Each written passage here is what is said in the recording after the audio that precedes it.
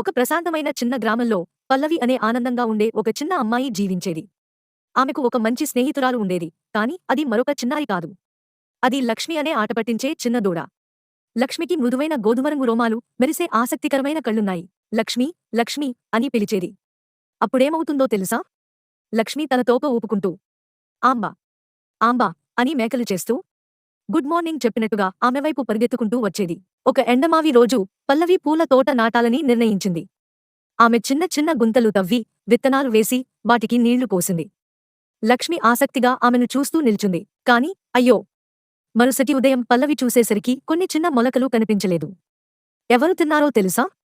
అవును, లక్ష్మినే. త్వరలో పండుగ కాలం వచ్చింది. ప్రతి పిల్లవాడు తన జంతువును అలంకరించాడు. పల్లవి లక్ష్మి మెడకు ఎరుపు రిబ్బన్ కట్టి, ఆమె కొమ్ములపై మల్లెపువ్వులు పెట్టింది. లక్ష్మి ఎంతో అందంగా కనిపించింది. ఆమె గర్వంగా ఊరేగింపులో నడుస్తూ ఉండగా అందరూ సంతోషంగా చప్పట్లు కొట్టారు. ఆ రాత్రి మెరిసే నక్షత్రాల కింద పల్లవి లక్ష్మిని గట్టిగా కౌగిలించుకుని మెల్లగా చెప్పింది, నీవు నా అత్యంత స్నేహితురాలు. నేను ఎల్లప్పుడూ నీను కాపాడుతాను. లక్ష్మి ప్రశాంతంగా ఆమె పక్కనే కూర్చొని ప్రేమతో మెరిసే కళ్లతో చూసింది. వారి స్నేహం శాశ్వతమైంది.